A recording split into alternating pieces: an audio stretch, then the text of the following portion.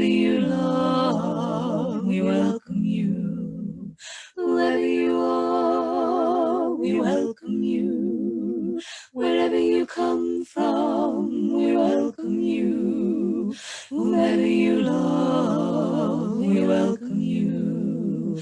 Whoever you are, we welcome you.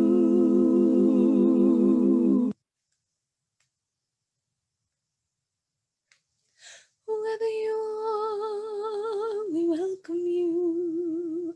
Wherever you come from, we welcome you. Whomever you love, we welcome you.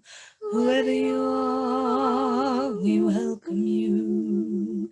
Wherever you come from, we welcome you. Whomever you love, we welcome you.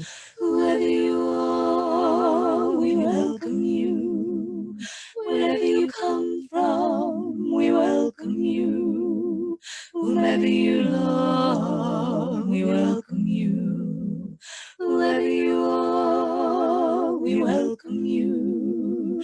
Wherever you come from, we welcome you. Whomever you love, we welcome you. Whoever you are, we welcome you.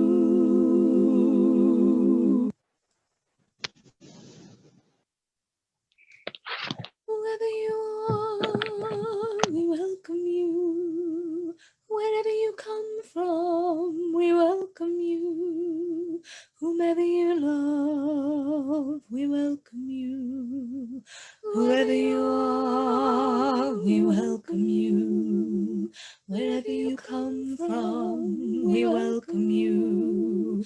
Whomever you love, we welcome you.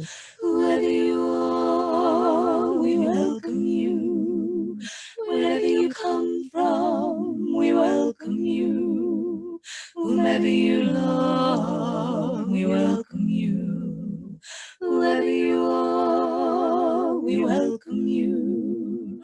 Wherever you come from, we welcome you. Whoever you love, we welcome you. Whoever you are, we welcome you.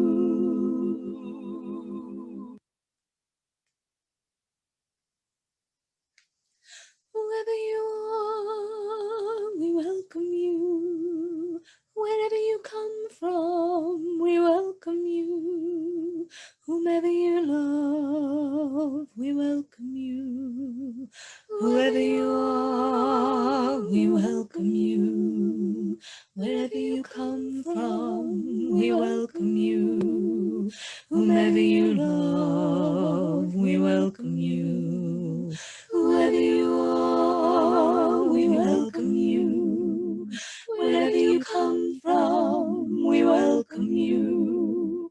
Whomever you love, we welcome you. Whoever you are, we welcome you. Wherever you come from, we welcome you. Whoever you love, we welcome you. Whoever you are, we welcome you.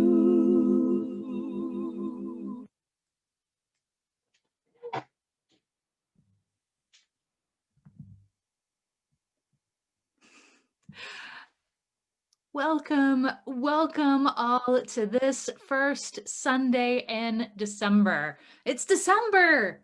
It's December, can you believe it? We are so close to being done with 2020, dear ones, and into the challenge of the new calendar year. And in the meantime, here we are in the beauty and the pain and the wonder and the stress of this holiday season, however and whatever you celebrate. We are so glad that you are with us today. Whoever you love, whatever you celebrate or don't celebrate, we are so glad you are with us today. I'm the Reverend Caitlin Cotter-Coylberg, minister of this Unitarian Universalist congregation of Charleston, West Virginia, and I am joined for this service today by our stupendously talented music director, Hannah Clark, our brilliant worship associate, Kate Jordan, our fabulous virtual usher, Matt Connolly, and our amazing tech volunteer, Neil Chakrabarty. These folks go above and beyond to make these Sunday services happen, and I am so grateful for all of you. And I just want to brag on Hannah for just a second, because she's been learning all kinds of tech and doing all sorts of things to make music happen for our services while going to school full-time and working full-time. And in the midst of heading into finals week, she made these gorgeous recordings for this month. And has been working on so much more. And I'm particularly excited about the version of It Came Upon a Midnight Clear, which you'll hear at the end of the service. And I got so excited about it. I asked Hannah if it was okay if I shared it. And now Unitarian Universalists all over the country are really excited about this recording of It Came Upon a Midnight Clear that she made for us. It's so beautiful. We've been enjoying the music from Unitarian Universalists all over, and now we get the chance to share some of the beauty coming out of our congregation. So yes, so much gratitude coming from all over for this beautiful music that Hannah made for us. We are now in the Christian season of Advent, and I'm really, really excited to announce that one of our great Unitarian Universalists, the one who was particularly excited to see Hannah's recording of It Came Upon a Midnight Clear, because she's responsible for curating the worship resources of the Unitarian Universalist Association. So like the readings that you usually hear in our services, those are things that have been curated by the Reverend Erica Hewitt of the Unitarian Universalist Association. And she is going to be leading y'all's service next week. She's going to be leading the service for this congregation next week. Our annual service about grief and Advent, about grief in the holiday season. And it's so important, that we take a pause in the midst of all that we're trying to make happen this season. And I'm so grateful this is incredibly talented leader in the denomination, who has written so many books about worship that I use, curates all these resources, is a fabulous friend to me, and who ministers so often to ministers. We'll be ministering to this congregation next week. I'm just so excited. There is so much in this season to be grateful for, and so many invitations to be had. So bear with me. Neil, can you put up that first slide for me, please? There we go. So, dear ones, our congregation lives on because of your support. In this difficult and heartbreaking year, your generosity matters more than ever. So take a moment now, take a moment this morning and pull out your checkbook or your PayPal app and send us some of your treasure. And of course, while you're looking around for your checkbook and pulling out your phone for Facebook, I also invite you to go find a candle, because our new tradition is that we invite you to light a candle at the same time as we light the congregation's chalice. A few other invitations and announcement. First, our fundraisers are still going, so get those orders for laser cuts in by December 12th. And because of some setbacks with our t-shirt order, that has also been extended. So if you haven't paid for your t-shirts yet or haven't put in your order, you can still do that. And please order those amazing laser cuts. Also, this is the time of year every year when we pass a basket to collect money for a staff gift. We give a gift of money to our staff as an extra thank you in this holiday season. I can't literally pass you a basket this year, but please go to our website and give to support our holiday staff gift this year. Few other things of note. I am still looking for a few folks to help with upcoming services. I need a few more readers for Christmas Eve. And as always, when you're doing a reading for one of our virtual services, we can spotlight you during the service, or you can pre-record a video of you doing it and send that to us the week before. And for Christmas Eve, Hannah and I are going to collaborate on making a beautiful video for our Christmas Eve service, but we need your pictures. So we invite you in the next week or so to take a selfie with a candle. And it can be whatever candle you have. If you got that Sunday services bag I handed out, there's a Christmas Eve candle in there. One of the candles that had been, I made sure to give each of you a candle in that bag that had actually been used in a Christmas Eve service before. So you can feel that Christmas Eve realness. But whatever candle you have is great. Take a selfie with it. Or if you're not a selfie person, just take a picture of a lit candle in your home, preferably maybe like in a dark room and then a candle flame. But whatever you have and whatever you are ready to send me for that is fantastic. And we're going to compile those photos in a video for the service. Also, I'm looking for folks to offer reflections on January 3rd. We are doing a service on that day on what we have learned during the pandemic, what epiphanies you have had. That's Epiphany Sunday in the Christian calendar. And I was like, what if we do a service about, anyway. So reflections on how your priorities have shifted or ideas have changed, what things you have learned about yourself or whatever during this pandemic time. Just a quick apology. I sent out an email on Friday saying that this Tuesday is lunch with the minister at noon, but it's not this week. It's next week. So sorry about that. I know we are all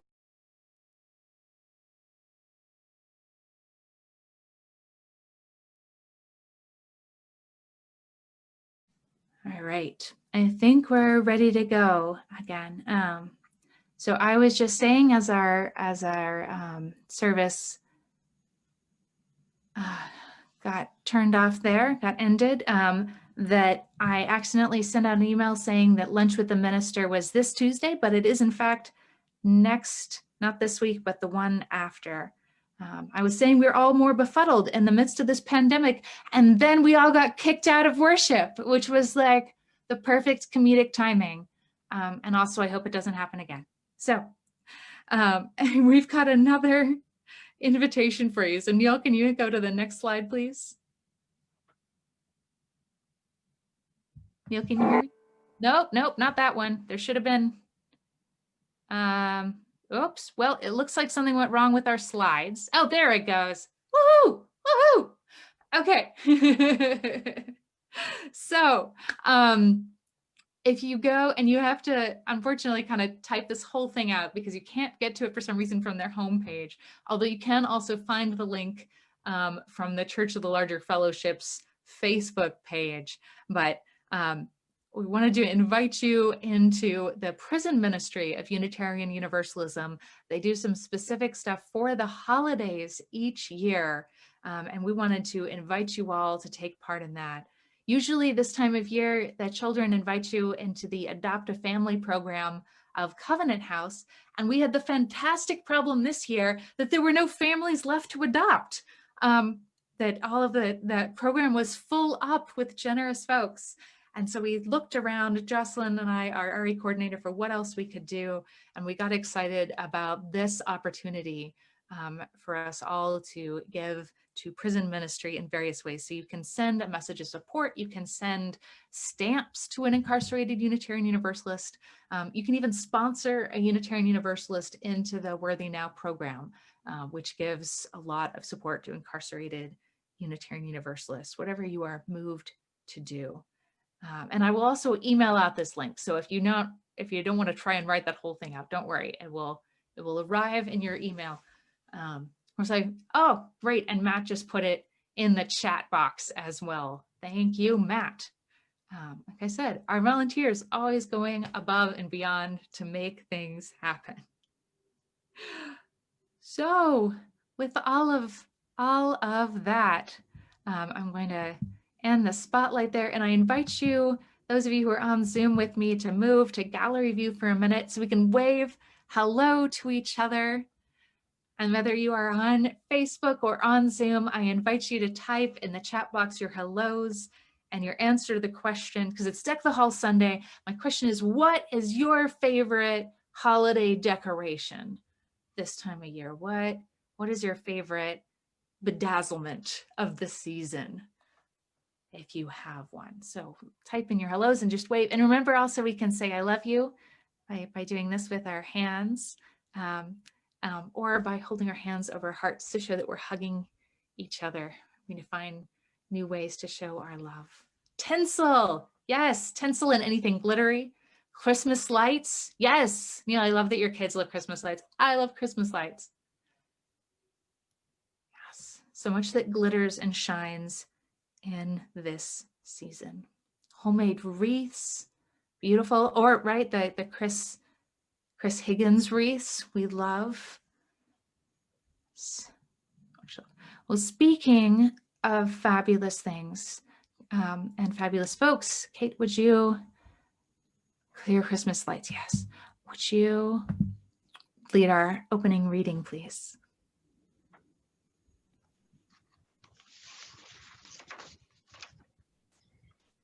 As Reverend Clayton mentioned, this reading is by Erica Hewitt, who we all get the opportunity to interact with next week. This is the season of endings and beginnings, when the small signs of dawn pierce through the night and something new is born. But first comes the waiting. First comes the lessons of endings and beginnings.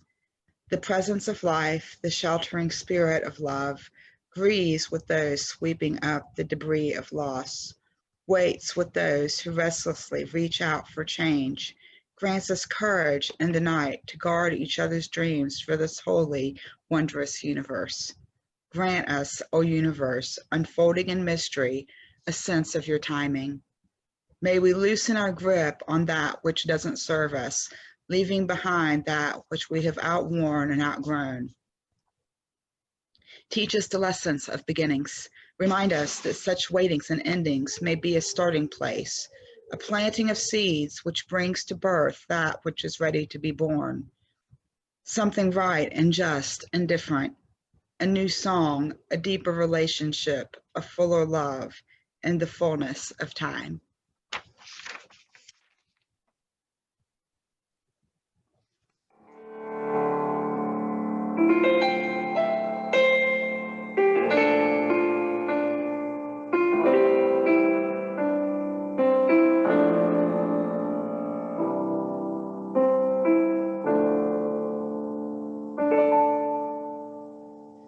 Oh come, Emmanuel, and with your captive children dwell. Give comfort to all exiles here, and to the aching heart be cheer. Rejoice, rejoice, Emmanuel shall come within as love to dwell.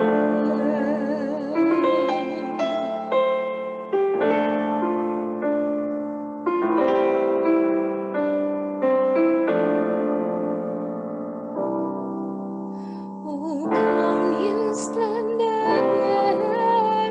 bright, as joy that never yields to mine. Oh, come and turn all hearts to peace. Let greed and war at last shall cease.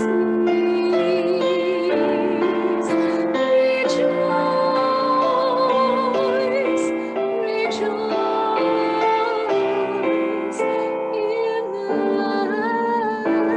Emmanuel shall come within as truth to dwell.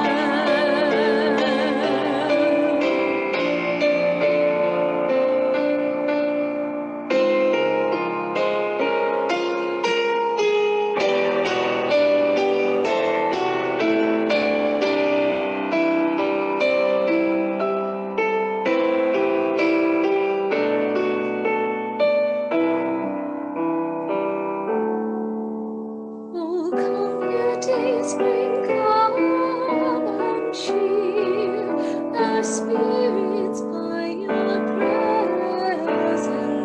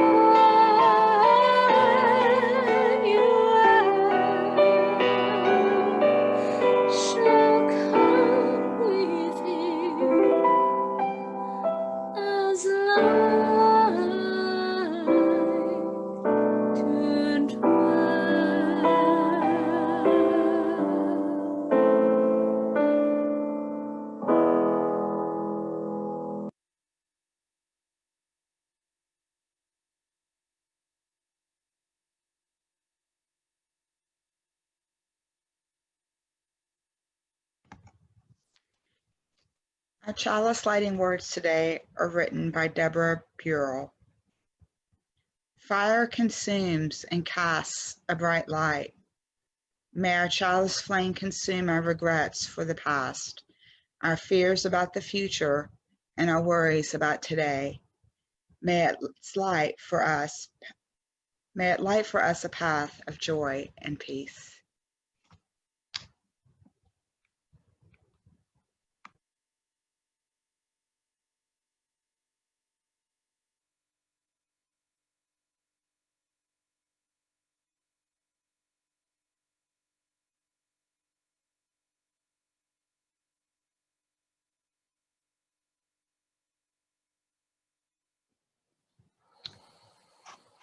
Merry Christmas, Uncle Scrooge. God save you. Humbug. Christmas a humbug, Uncle. You don't mean that, I am sure. I do. Merry Christmas. What is Christmas time but a time for buying things for which you've no need nor money? A time for finding yourself a year older and not an hour richer. What reason do you have to be merry? You're poor enough. Come then. What right have you to be dismal? You're rich enough. Bah! Don't be cross, Uncle. What else can I be when I live in such a world of fools as this? Merry Christmas. Bah! Humbug! Uncle! Nephew! Keep Christmas in your own way and let me keep it in mine. But you don't keep it. Then let me leave it alone. What good has it ever done you? Well, there are many things which I might have derived good, by which I have profited, I dare say, Christmas among the rest. But I have always thought of Christmas time as a time for forgiving, a charitable, pleasant time, the only time I know when men and women seem to freely open up their shut-up hearts. Therefore, Uncle, though it has never put a scrap of gold or silver in my pocket, I believe it has done me good and will do me good, and I say God bless it. Let me hear another sound from you, Bob Cratchit, and you'll keep your Christmas by losing your situation. You're quite a powerful speaker, sir. I wonder how you don't go into Parliament. Don't be angry, Uncle. Dine with us tomorrow. Humbug, dine with you. I'd rather dine with the devil. It would be a great joy to me and my wife. Your wife? Ah, humbug! Why did you get married? Because I fell in love. Because you fell in love. That is the only thing more ridiculous than Christmas. Good afternoon. I want nothing from you. I ask nothing of you. Why can't we be friends? Good afternoon.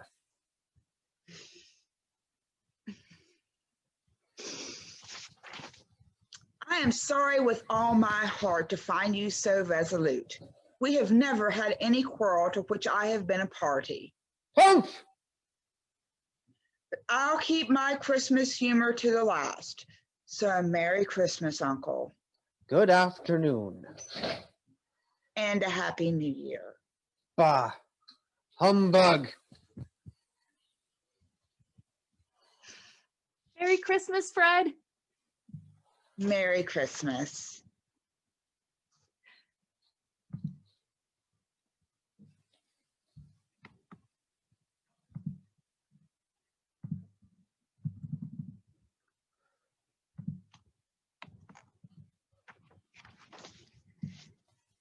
Many of us know the rest of the story, how Scrooge was visited by the spirits who showed him scenes from his past, full of loneliness, joy, and love.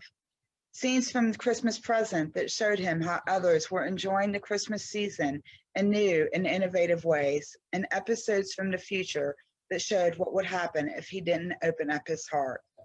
You may remember the character Tiny Tim, whose indomitable spirit and physical frailty opened Scrooge's heart up once again to compassion. In the end, Scrooge is changed and wakes up to realize that it isn't too late for him to live joyfully with love. He wakes up to the sound of bells and knows that it is Christmas Day. This story continues to inspire us, even in the most difficult times, reminding us that we are invited into the practices of joy, generosity, and hope, and that, like Fred, we can continue to invite each other into the practices of joy, generosity, and hope, that redemption is always possible, and that we can find wonderful things even in the hardest of times and create wonderful things for each other. Kate and Matt, thank you so much for being part of this skit with me today.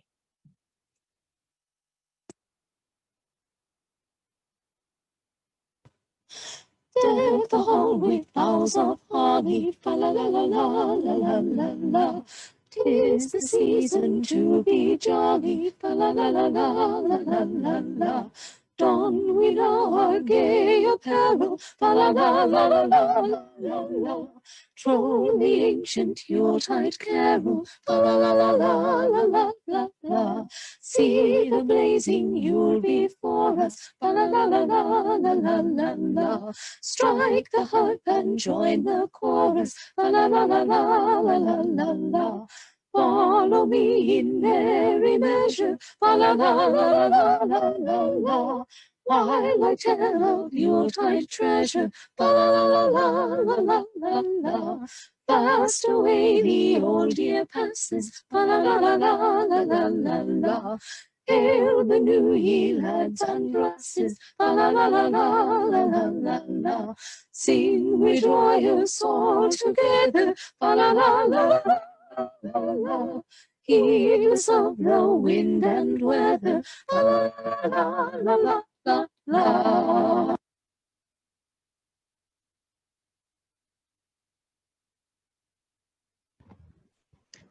And now I invite you to join me in saying our unison affirmation.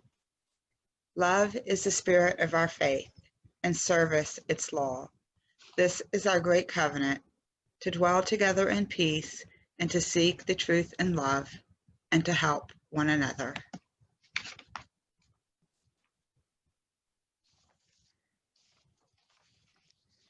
This week's centering thought on the I believe it was written in the weekly update, was by Charles Dickens, and it read, "While there is infection and disease and sorrow, there is nothing in the world so irresistibly contagious as laughter and good humor."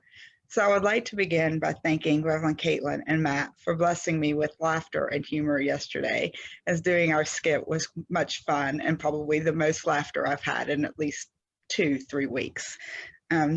I recently watched The Haunting of Bly Manor. I was loving my spooky movies and shows during the month of October. For those who may be interested, it is an adaptation of a Henry James work, The Turn of the Screw, but that is another conversation. There was the scene, though, one evening, and the lines, they struck me so hard. They rang so true because they are so beautifully written, and I've looked all over the internet for the exact script, and I haven't found it yet, but I'm sure it's out there, even if I have to transpose it myself. Anyway, I've kept you in suspense. One character is explaining to a group how bonfires came to be and got their names. And as she's explaining, and her comrades are huddled together in blankets by the blaze, passing a bottle of wine, "Bonefire," she says. "You got any old bones to toss? Do it now." It's kind of ominous. It's a bit of a warning. She goes on to say, "Bonefire derived from Middle English, literary meaning fire of bones. Build a pike of old bones and burn away the shadows, because from here on out, the shadows get deeper, the nights get longer, we're heading into the dark, and we have to hang on to each other."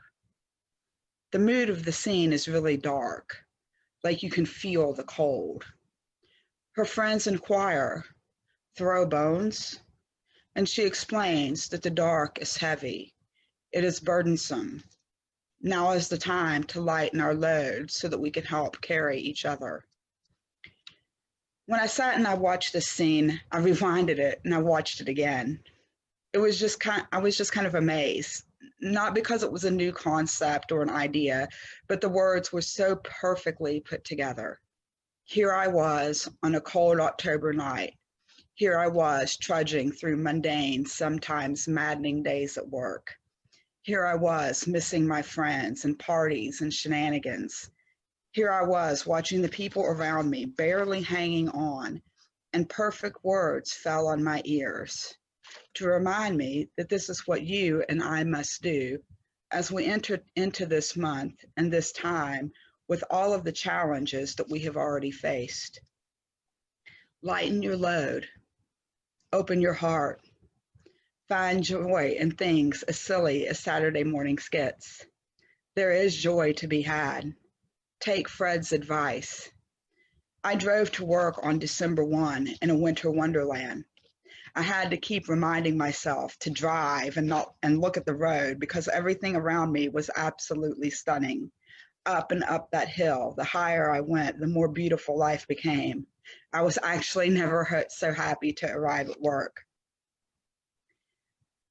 I absolutely love looking at pictures of babies. It makes me grin so.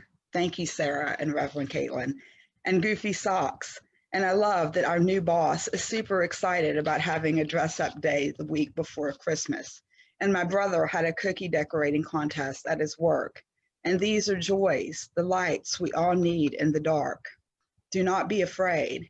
Rather, gather up your joys, so when your people come to you, and you may need to hold them up, have light as well. What joys will be your light in the dark?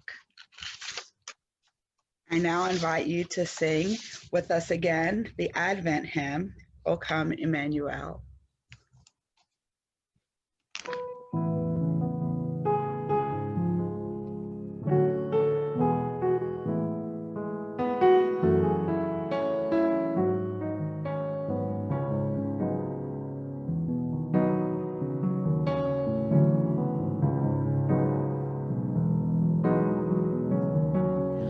O come, Emmanuel,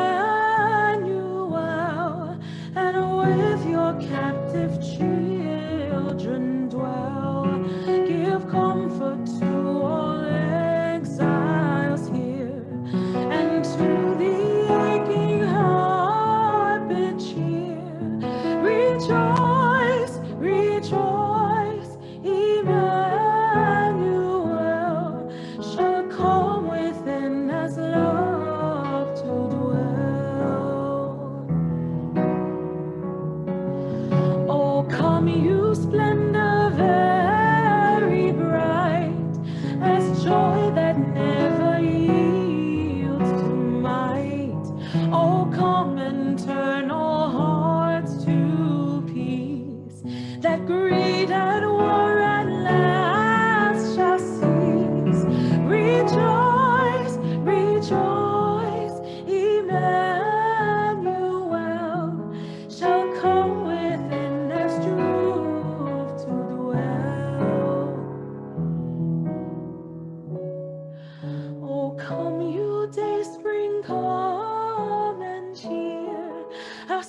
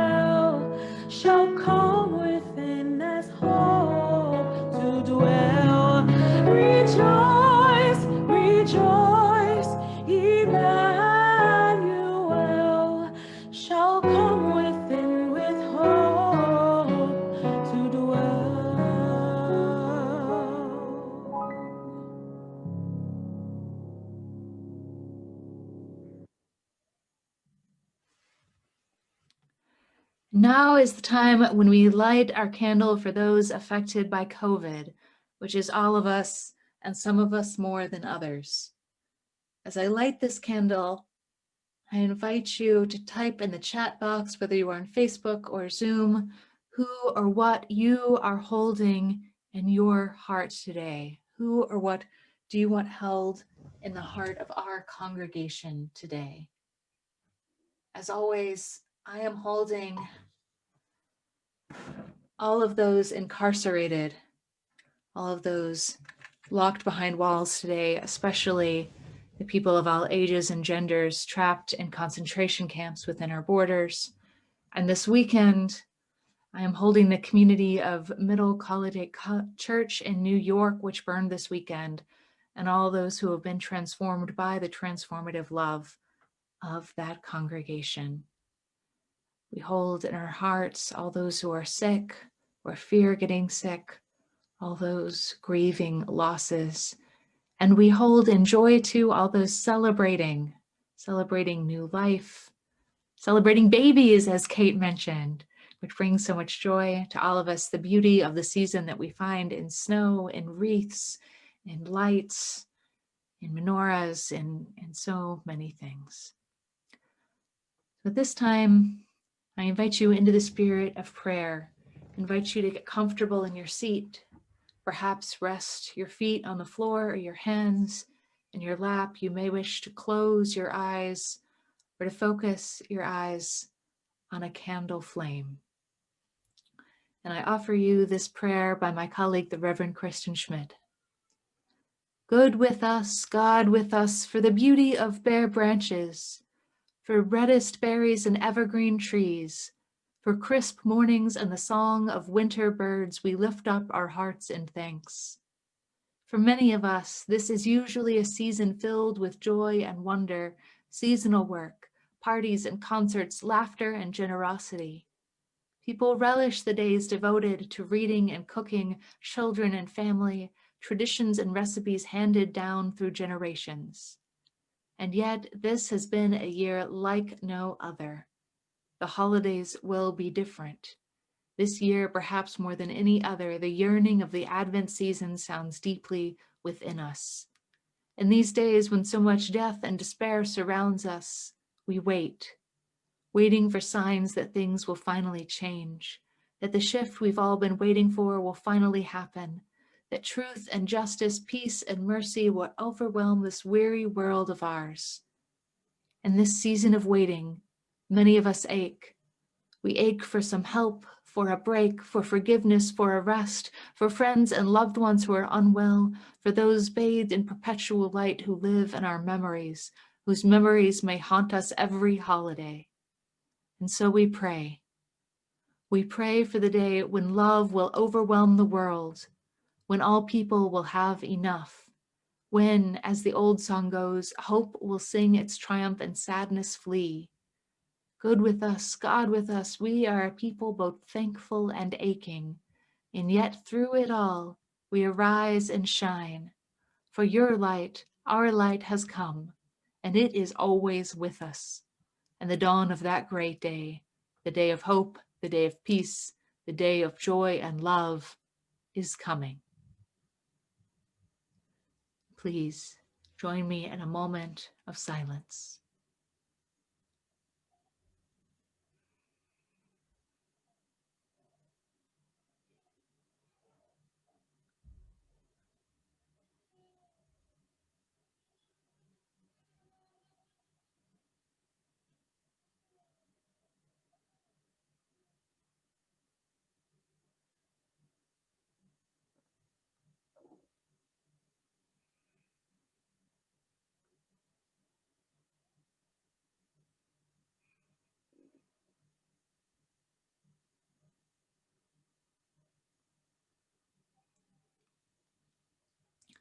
And please sing along with me to our meditative hymn of the month. Silence,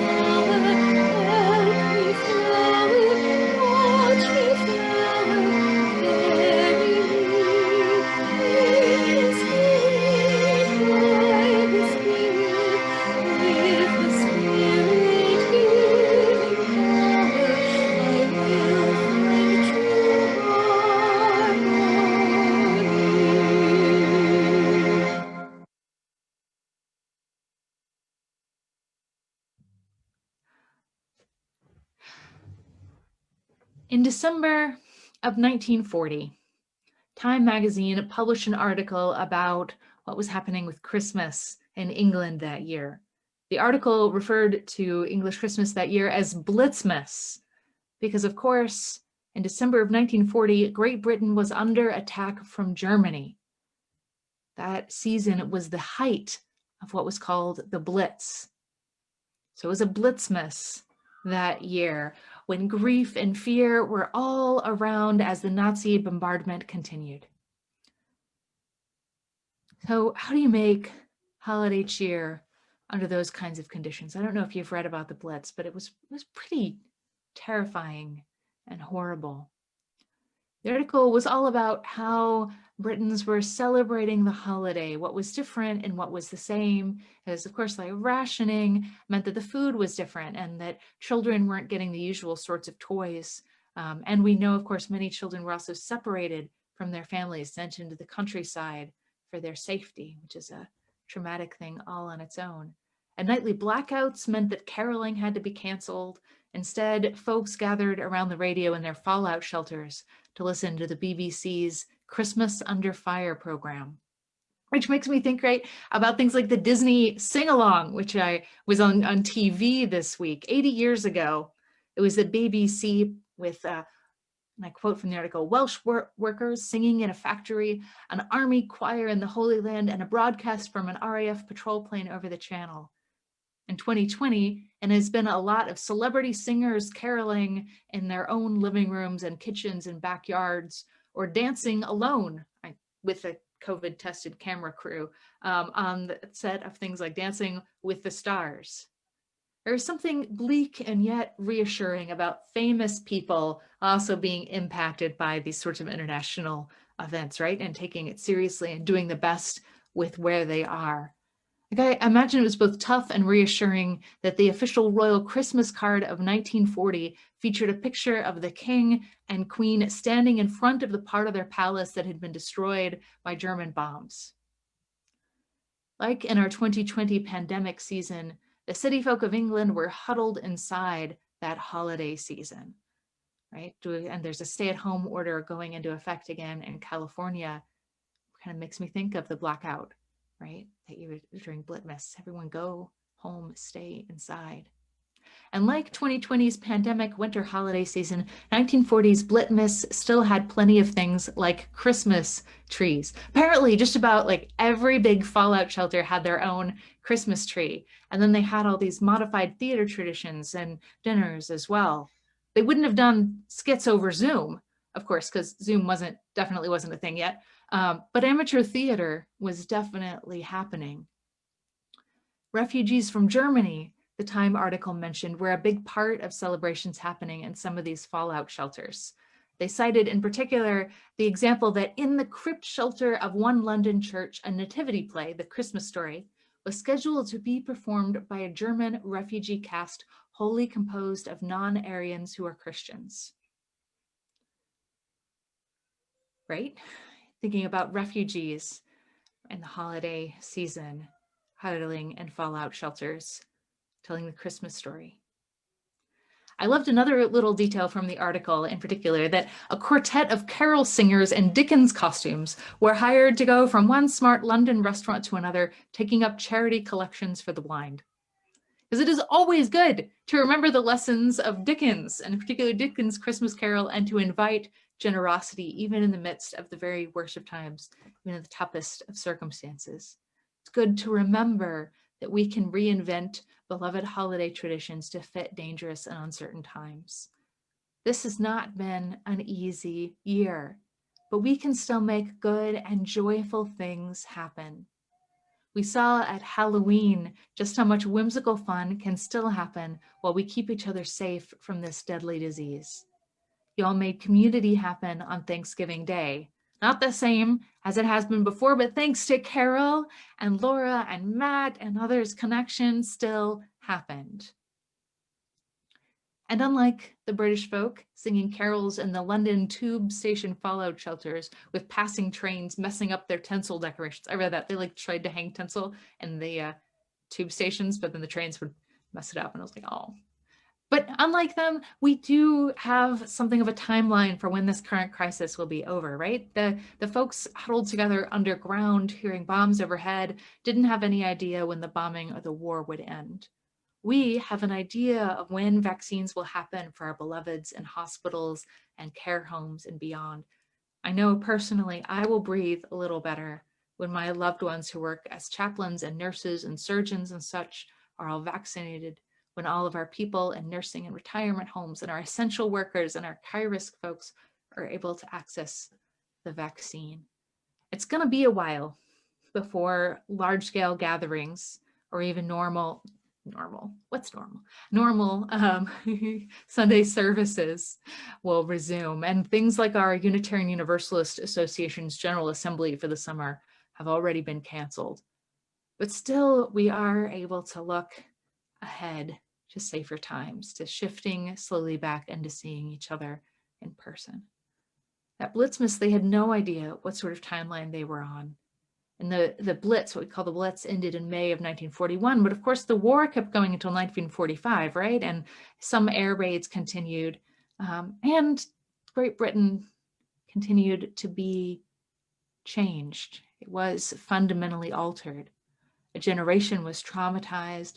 And if you know where to look in English cities, the scars are everywhere, from historic buildings lost or rebuilt in new ways, basically entire cities rebuilt, to fences made of hospital litters.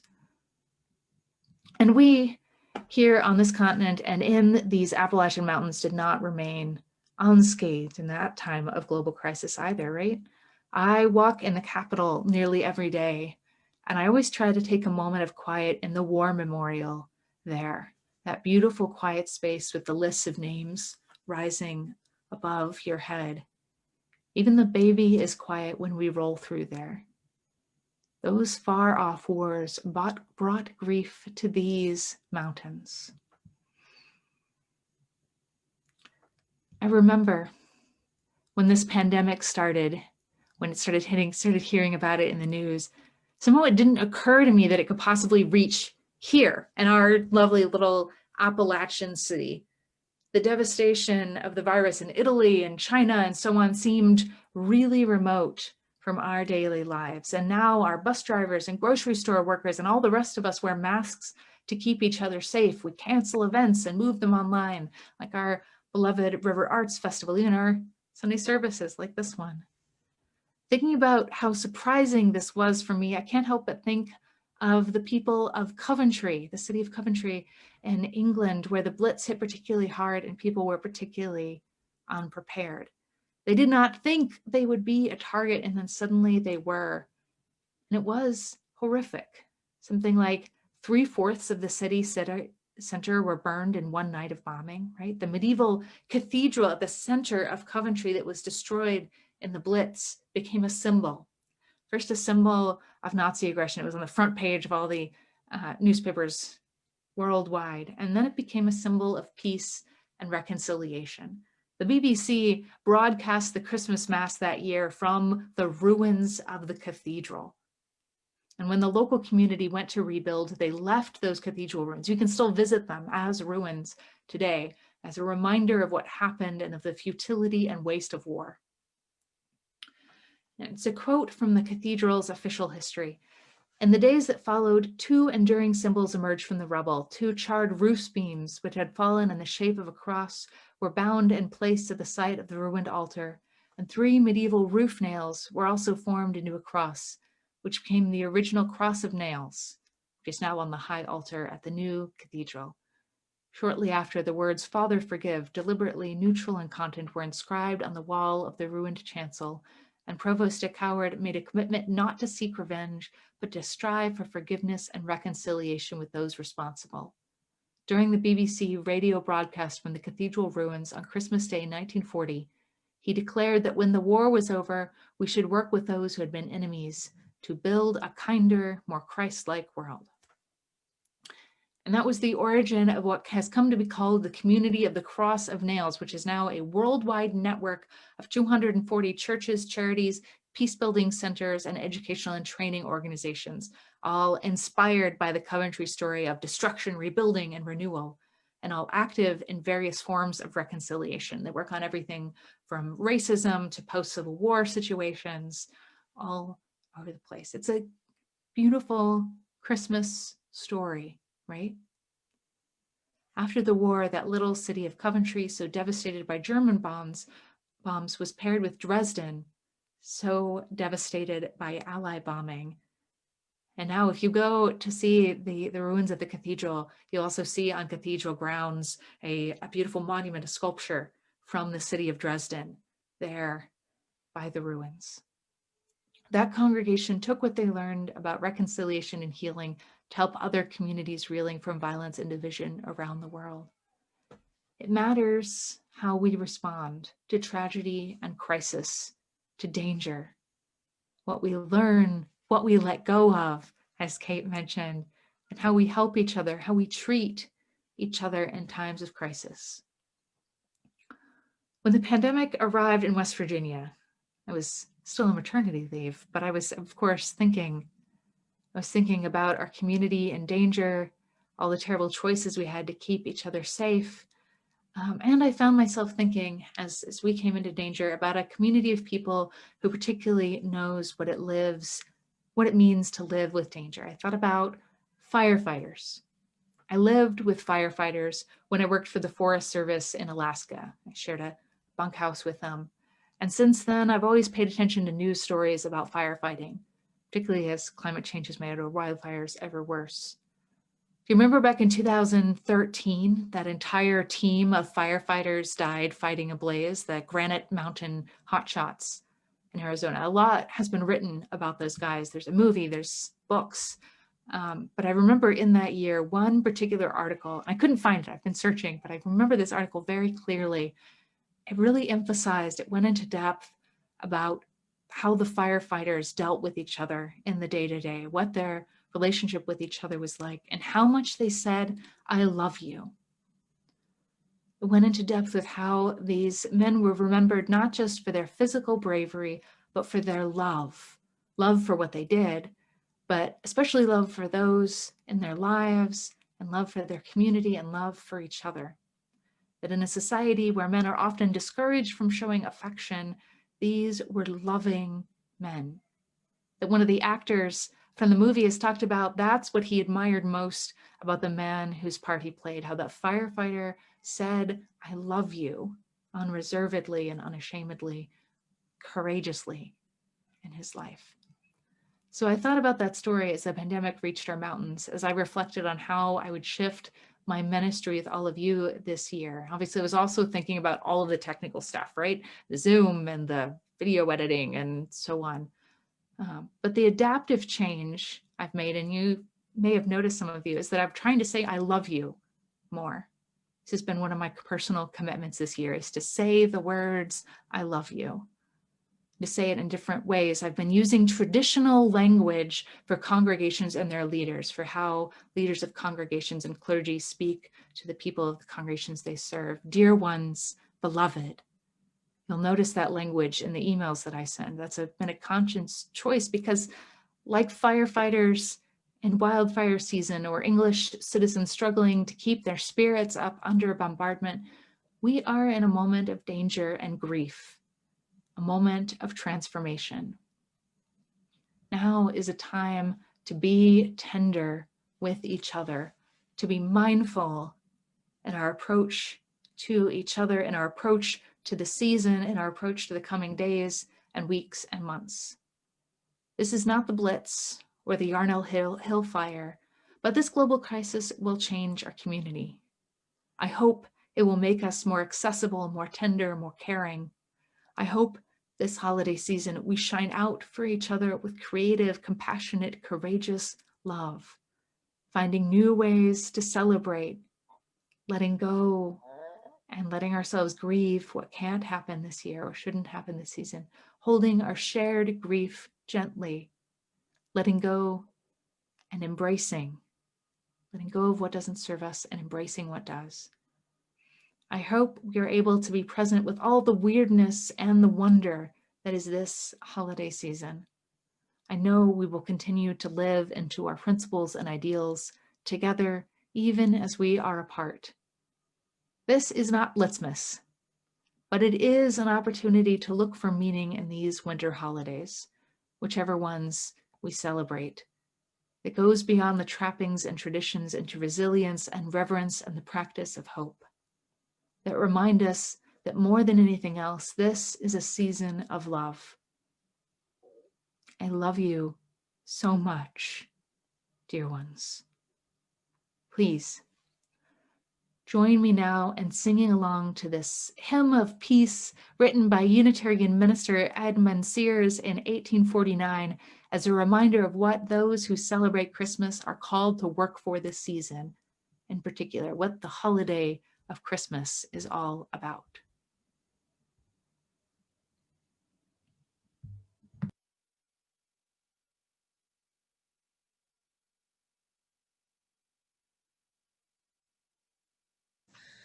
It came upon the midnight clear, that glorious song of old, from angels bending near the earth to touch their harps of gold. Peace on the earth to all goodwill, from heaven the news we bring. The world in solemn stillness lay, to hear the angels sing.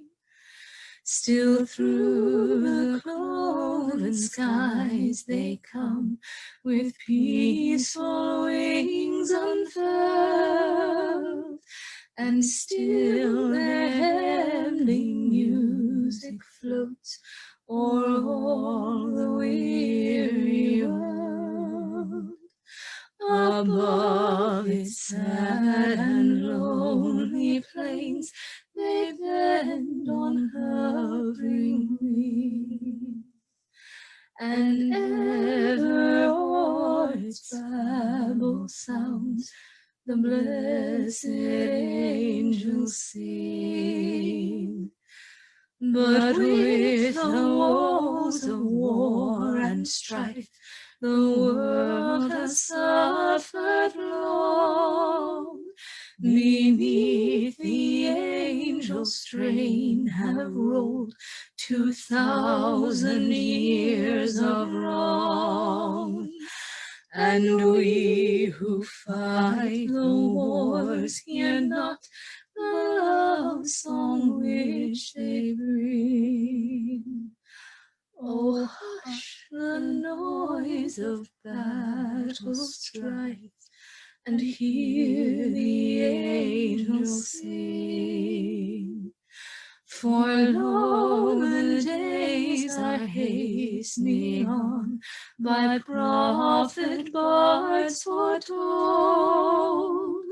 when with the ever-encircling years comes round the age of gold, when peace shall over all the earth its ancient splendors fling, and the whole world give back the song which now the angels sing.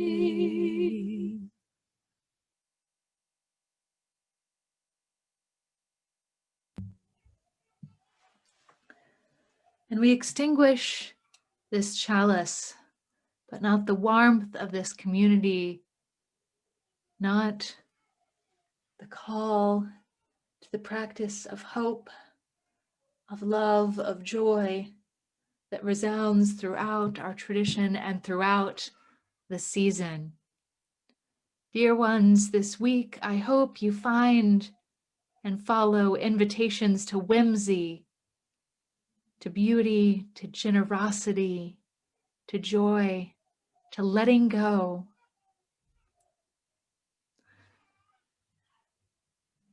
Stay safe, dear ones. Stay safe, stay apart, stay connected. remember, you are enough just exactly as you are, and you are not alone. And at this time, I'm going to end our broadcast to Facebook as we move into our Zoom coffee hour.